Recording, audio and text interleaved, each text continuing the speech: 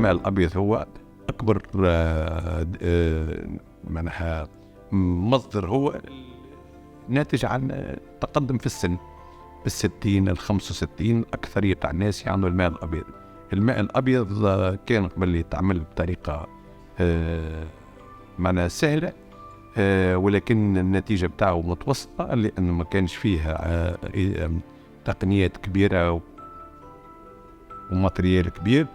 تقدم العلم وأصبح جراحة الماء الأبيض معناها تتعمل من غير غرز، احنا نقولوا بفتحة صغيرة 2 ملم، حوالي 2 ملم، بزرع عدسة. هذا يعتبر تقدم طبي كبير، والمرضى والحمد لله مستنفعين به.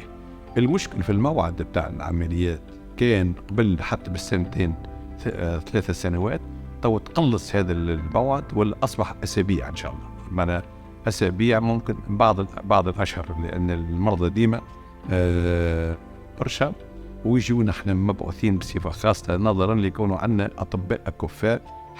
عندنا 7 أساتذة، هذا عنده يشهد له التاريخ، 7 أساتذة اللي هم موفرين، ولهذا معنا نستقبل كل المرضى اللي يجونا. المهم المواعيد قلصت كان سنوات ولقت أسابيع وأشهر.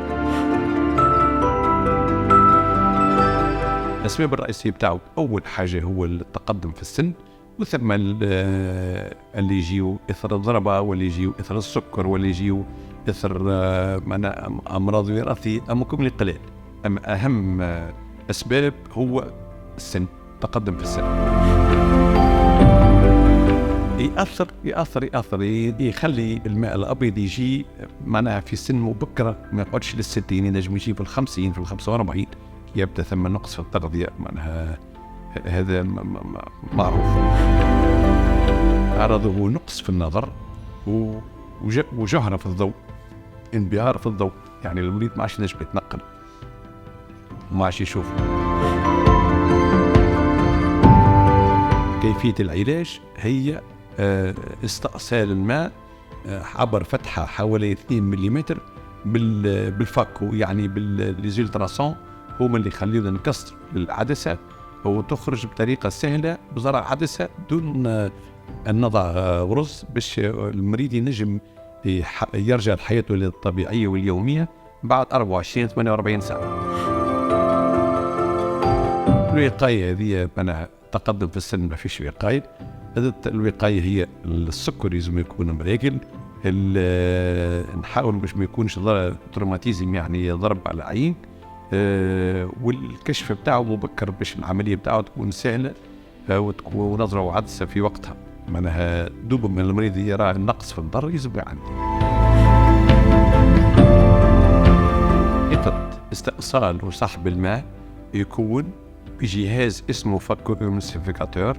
هذا يعطي أشعة من وراء الصدى اسمه ليزيلتراسون، يكسروا العدسة على 4 على 5 على 6، ومن بعد نشفطها ونحط العدسة في مكانها، تتسمى بالسوري فاكوإيمونسيفيكاسيون. الحمد لله باين النجاح بنسبة باينة، حوالي 98-99%.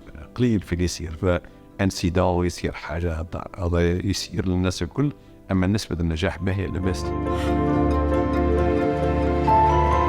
إذا ما عندهاش ماء يحافظوا على عيونهم، أما يتفقدوا روحهم أقل ممكن 6 مرة في 6 أشهر، لما يشعروا كونوا في حياتهم اليومية ولا متعطلين والعباد يشوفوهم زهمولة ويظلم الدنيا ما عاد تشوف حتى شيء، هذاك لازم يعدي ويعمل عمليته وتبدأ أموره.